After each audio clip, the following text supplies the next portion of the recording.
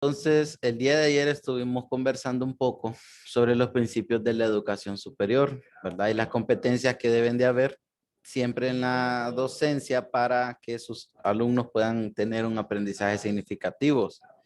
Hablamos que la educación superior se basa en tres principios fundamentales. ¿Cuál fue el primero de ellos que estuvimos hablando el día de ayer? Principio de la docencia. El principio de la docencia. ¿En qué consiste el principio de la docencia? ¿En qué se basa?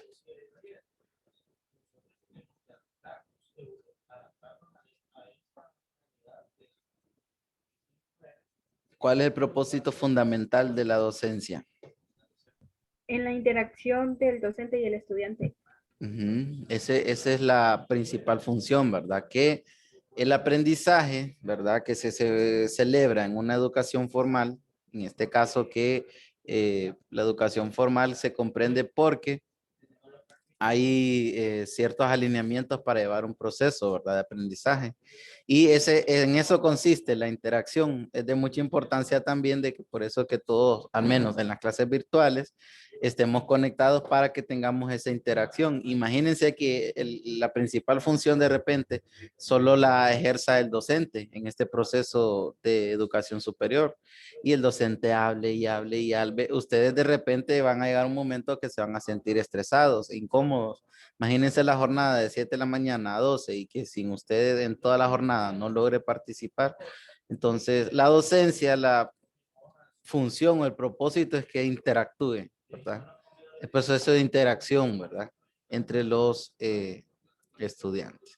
Ok, vamos a avanzar entonces, ¿verdad? Hablamos también de los principios de la docencia. El primero de ellos fue que el sujeto de la educación siempre debe ser como el eje central y la justificación del proceso. O sea, ¿qué quiere decir eso? Que no todo, bueno, no, o sea, tanto la temática, los libros, las metodologías que se use, no es tan primordial como sin su eje principal. ¿Quién ejerce el eje principal? La persona que se está educando, ¿verdad? O sea, en este caso ustedes, como principios de la docencia, ustedes deben de ser siempre el eje central de todo conocimiento científico. También les quedó resolver, también me recordé ya, o la pregunta de acerca de qué es la libertad de cátedra. No sé si alguien ya la contestó y la quiera compartir.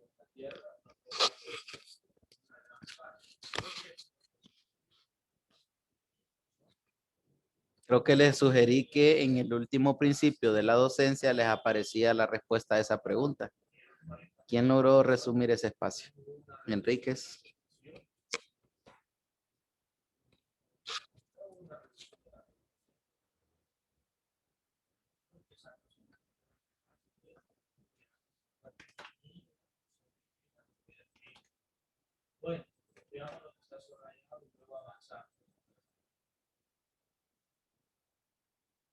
Ok, ¿quién logró abarcar ese espacio?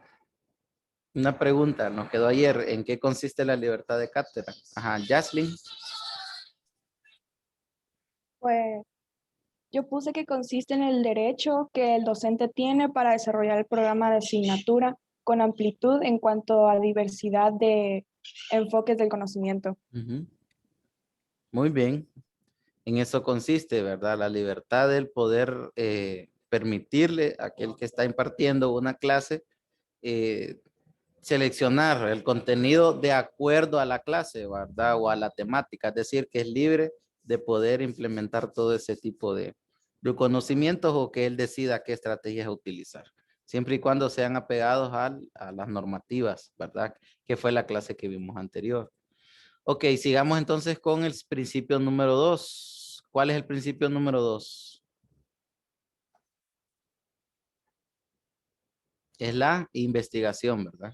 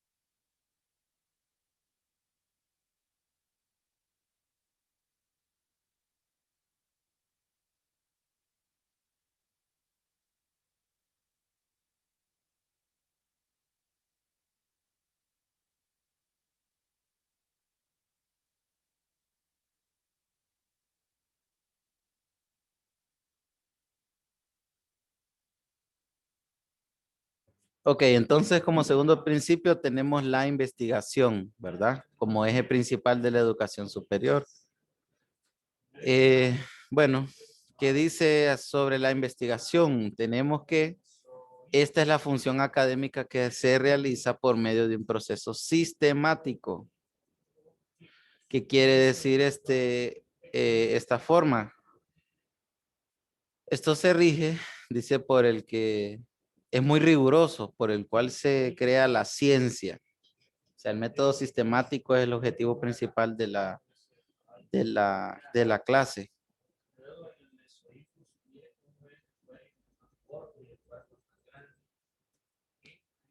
Entonces, toma el método sistemático y riguroso en el cual se basa la ciencia, ¿verdad? Ustedes recordarán las leyes del año pasado de la física o las leyes de Galileo Galilei. No sé si recuerdan algunas de ellas. Las leyes de la Las leyes de física. Mendel. ¿Cuál dice? Michelle, ¿cuál me dijo? Leyes de Mendel o no. Sí, hay unas leyes de la física. Por ejemplo, la caída de los cuerpos, ¿verdad? O la ley de la gravedad. ¿Recuerdan esas leyes? Entonces, prácticamente estos son como las formas de la investigación, ¿verdad? Es el criterio de toda investigación, el por qué. Por eso el término del principio es la investigación. ¿Qué pasa cuando se dice que Galileo Galilei se encontraba en aquella famosa torre de Pisa, ¿verdad? Y de repente él estaba ingiriendo una manzana y de la nada pues se le resbaló la manzana de la boca y esa manzana cayó.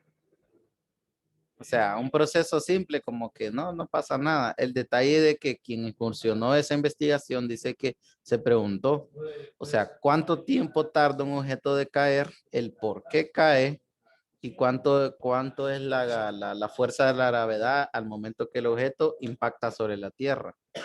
Entonces, nosotros ahora lo conocemos como física social, la caída de los cuerpos. Entre más grande un objeto, mayor fuerza de gravedad va a adquirir y mayor va a ser el impacto. También entre menor es un objeto, va a tardar más o menos en la fuerza de la gravedad y va a tardar, el impacto en el suelo va a ser menor. Y ahí ustedes han estudiado en las ciencias el año pasado de lo que consiste eso. ¿Qué se obtienen en este proceso de investigación? Nuevos conocimientos. Esa es la intención de todo. Si algo es para investigación, se obtienen nuevos conocimientos. Y también adoptar nuevas tecnologías. Por ejemplo, el proceso de investigación, todos conocemos el navegador de Google. Creo que aquí tengo una página abierta donde se lo puedo mostrar. Este navegador tan simple de Google, fue incursionado apenas en el año de 1998. Es decir, al año 2021, este navegador no es antiguo, o sea, la empresa Google no es una empresa antigua. ¿Qué favorece este programa? El uso de la investigación. O sea, para ello fue creado, para buscar en millones de usuarios la información que nosotros queremos conocer.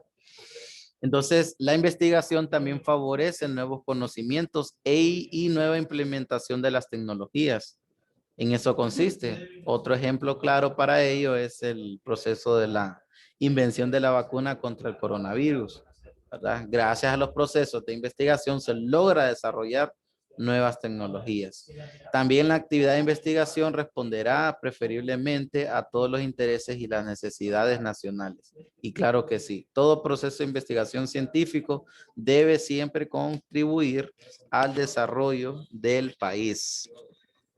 Originalmente la vacuna, ¿verdad? Independientemente si fue en los Estados Unidos o en un país de Europa donde se inventó la vacuna, obviamente para que esa vacuna tenga que salir del país, tan siquiera el 80 o el 90% de la población nacional debió de ser vacunada. Entonces todo proceso de investigación debe siempre contribuir a los intereses personales y también a los nacionales, ¿verdad? En su máxima explosión. Bien. Tenemos un concepto de metodología. Este concepto de metodología lo vamos a estar trabajando también en la clase de fundamentos de investigación social. Entonces, para que ustedes tomen nota de él. Metodología, ¿qué es? Es el modo o la manera a ejecutar una acción con orden y bajo ciertos principios, o sea, bajo ciertos alineamientos. ¿Qué es la metodología? Es la forma en que se va a ejecutar una acción. Que esto de las metodologías o métodos está bien apegado al principio de la docencia. Cada docente elige un método de enseñanza y hay mucha diversidad de métodos. Entonces siempre un método se va, bueno, es una acción que se apega siempre a los, bueno, a ciertos principios.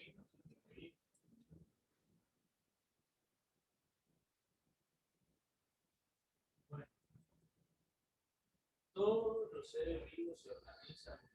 Todos, todos los seres vivos se organizan. Que va desde el más simple, que es la célula, hasta el nivel más complejo, que es el individuo. Ya cuando el individuo, aquí se encuentra el individuo, ya con todos los órganos, con el tejido. Recuerda que la semana pasada la composición de la célula de los organismos estaba más de lo más básico de la célula. Teníamos un tejido, teníamos un organismo y luego teníamos un sistema y luego teníamos un organismo en sí.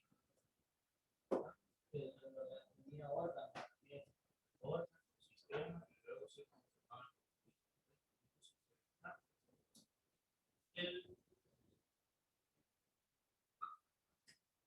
El nivel más bajo, acá, los niveles organizacionales ecológicos son, el nivel más bajo sería la especie. Luego de la especie, tenemos lo que es la población. Luego de la población. Ok, vamos a seguir avanzando y hablemos ahora sobre esos principios de la investigación o cuáles son esos principios de la investigación. ¿Qué es la especie? Véalo, vale, por favor,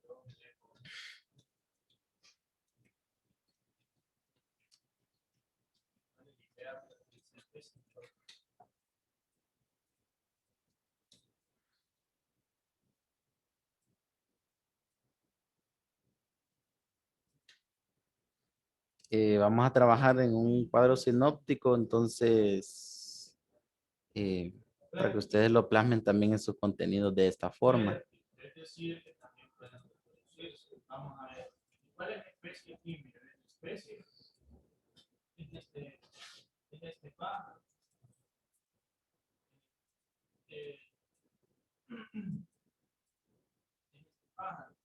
Si este pájaro se reproduce, entonces ya no hay especie. Ahí después de especie va a producir una que antes la población.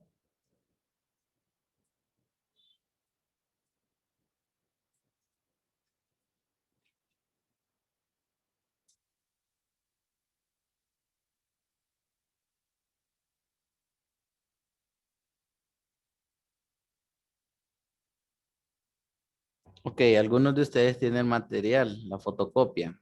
Díctenme el primer principio de la investigación. ¿En qué consiste? Digamos que iniciaron actividad con esta especie. Luego esto se reproducieron y así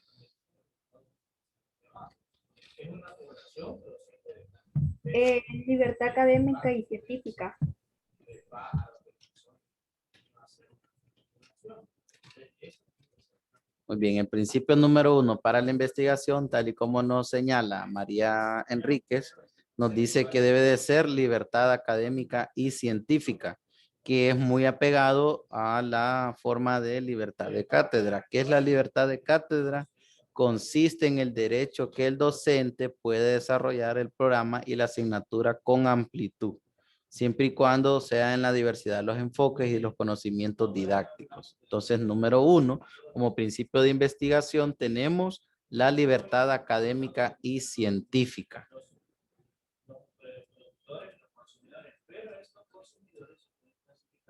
Libertad académica, libertad científica. Ok, número 2. Creo que Denzel tiene la copia también. Y David me dicta el número 3.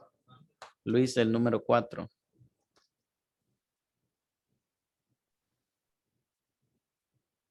Ángel, pregunta.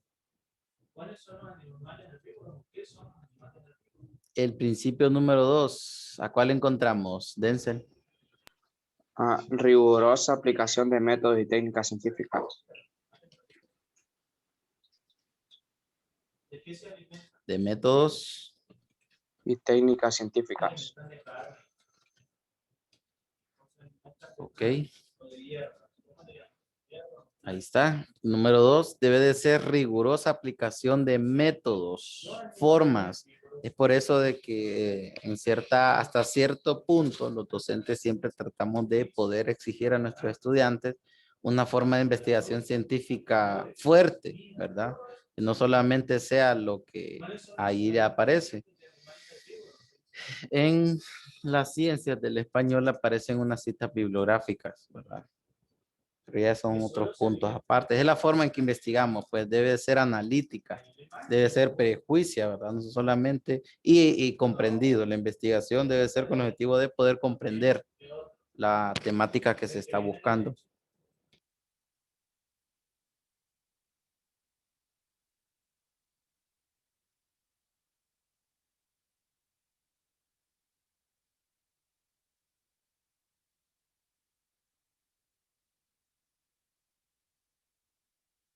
Ok, número 3, ¿cuál tenemos, David?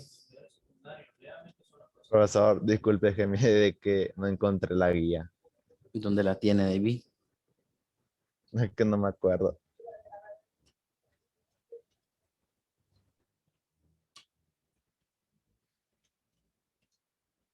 Ok, la número 3 consiste en la vinculación con la experiencia profesional y técnica. Vinculación, es decir, unión entre ambas, ¿verdad? Vincular, unir, reforzar la experiencia profesional con la parte técnica. Como principio, o sea, de la investigación, parte de la experiencia con la fundación técnica. ¿Qué quiere decir esto? Prácticamente como, bueno, es que todo esto es Consejo de Educación Superior, pero lo podemos traer a nivel de secundaria, ¿verdad? Esto puede ser arraigado también con, por ejemplo, estudiantes de secundaria, porque usted, bueno, bachillerato en ciencias y humanidades.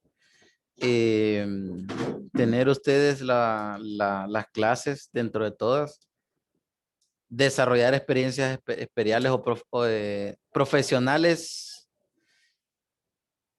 y poder desarrollar también las clases de TIP. Ustedes llevan TIP de la informática, o sea, consejos básicos de la informática. Y más adelante creo que llevan introducción a la programación. ¿Qué quiere decir esto? Que ustedes también se especialicen en el área técnica, no solamente profesionales o que conozcan las ciencias, sino que también las partes técnicas. Ok, número 4, Luis Cruz.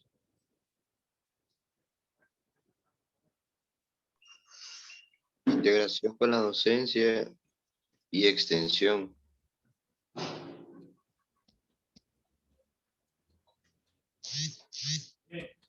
Entonces, decimos, Con la docencia, profe. Integración con la docencia. Ahí está, Luis, gracias. Muy bien, entonces tenemos integración con la docencia y la extensión. Ahora bien, ¿a qué pertenece la docencia y la extensión? ¿A qué pertenecen? A los principios de la educación. Entonces, la investigación siempre debe ser apegada o relacionada con el papel que desempeña el docente para los principios de educación superior y la extensión perteneciente también a los principios de la educación superior. Es decir, deben de estar siempre unidas. no, las serpientes no, miren, las serpientes no atacan a la parte. ¿Quién puede atacar a la parte?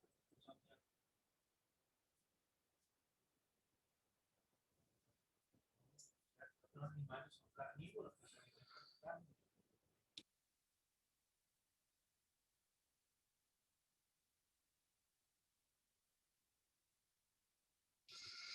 Ok, terminaron este pequeño cuadro sinóptico. Sí. Estos son terciarios porque estos se pueden alimentar. Denzel anda buscando la copia también, mire, David.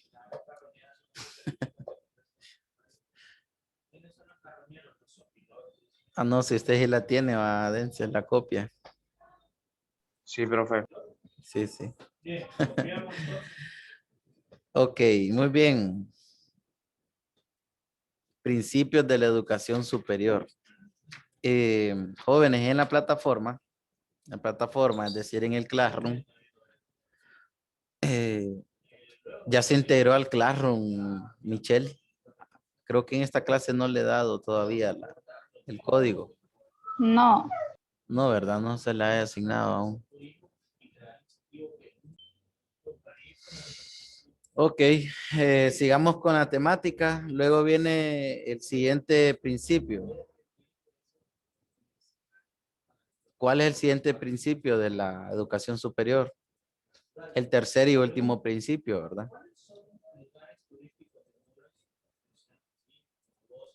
La extensión. Ok, trata sobre la extensión. Entonces, principio número 3, en sus cuadernos, plasmen la extensión. Y Jocelyn nos va a ayudar con esa lectura del primer párrafo. ¿Qué es la extensión? Y yo le resumo qué es lo que tienen que escribir.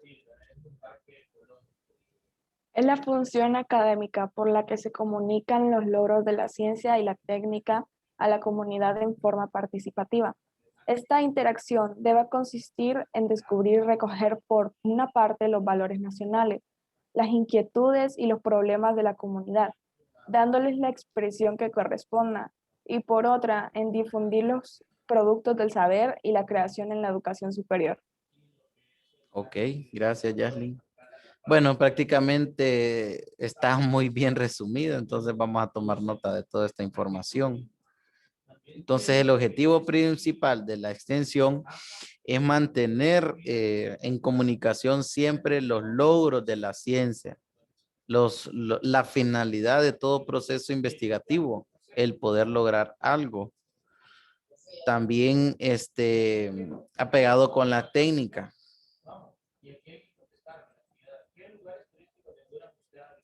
¿En qué consiste esta interacción de la extensión? En descubrir y recoger. Descubrir y recoger. Descubrir y recoger. ¿Qué parte en sí los valores nacionales, las inquietudes, toda problemática de todo sector, de una determinada comunidad, y poder darles la expresión que corresponda a cada uno de estos procesos de extensión como principio de la educación superior?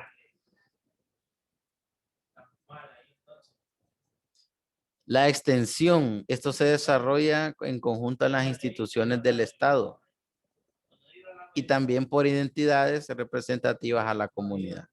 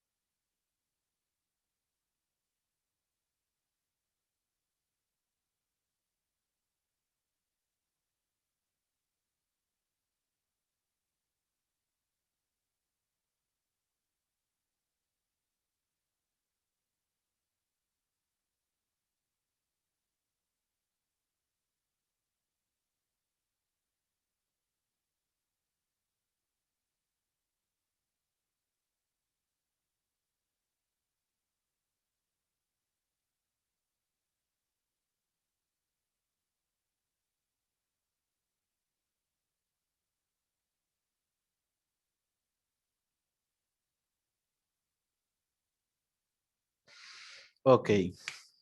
Muy bien, tomaron nota, ¿verdad? Tratemos de avanzar con los principios para ver si el tiempo nos ajusta para hacer una actividad, aunque creo yo que... Bueno, tenemos unos 7 minutos todavía. Hablemos de los principios. ¿En qué se basan los principios, María José? El primero. La interdisciplinariedad para lograr el enfoque integrador en la solución de la problemática de la comunidad. Muy bien. Número 2. Elmer.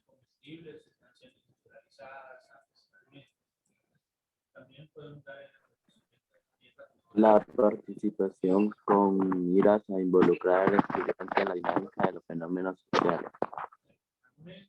Ok, muy bien. La participación con miras a involucrar al estudiante en la dinámica de los fenómenos sociales. Número 3, Michelle. La continuidad de la acción social por desarrollarse durante el periodo de formación del estudiante del nivel superior. Ujú, muy bien. Número 4, Denzel o David. David. El derecho de la comunidad nacional de participar del patrimonio cultural. Y número 6, Denzel. La integración de la extensión con la docencia y la investigación. Ujú.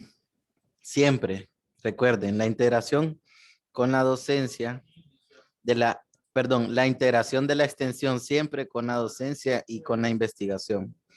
En el caso de la docencia era la integración operativa entre la teoría y la práctica, es decir, con la investigación y con la extensión. Como principio de la investigación debe de ser con la docencia y con la extensión. Y la extensión nos dice que debe estar integrada con la docencia y con la investigación. Entonces, todas se relacionan entre sí. ¿Qué nos dice el último párrafo, Génesis? Perdón, se salió Génesis. El último párrafo dice que tanto en los estudios de pregrado como los de posgrado deberán integrarse al currículum de actividades de extensión en una porción creciente de acuerdo con el nivel. Esta labor de la extensión, en lo posible, se debe desarrollarse con las instituciones del Estado y con las entidades representativas de la comunidad.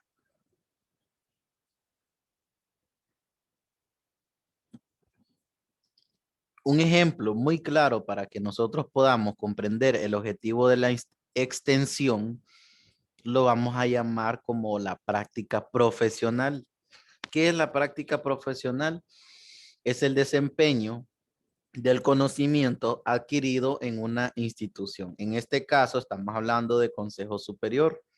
O sea, todos ustedes que formarán parte de una carrera electiva de acuerdo a sus intereses personales, familiares o ustedes van a desarrollar esa carrera.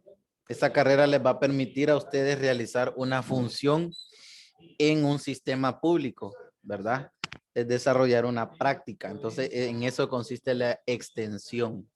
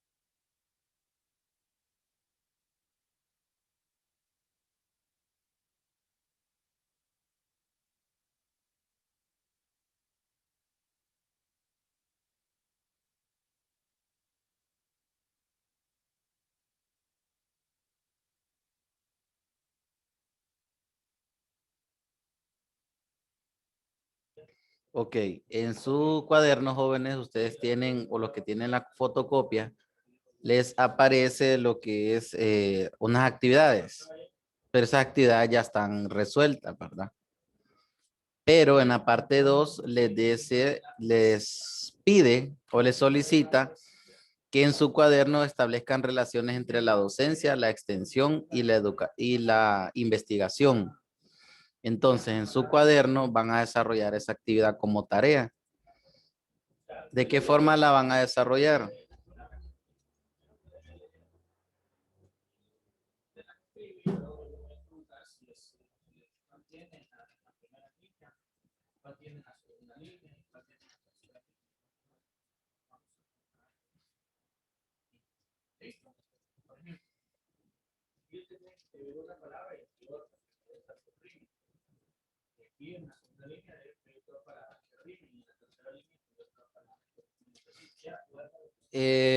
Bueno, Jaslyn, en el caso de que tienen que poder realizar unas pequeñas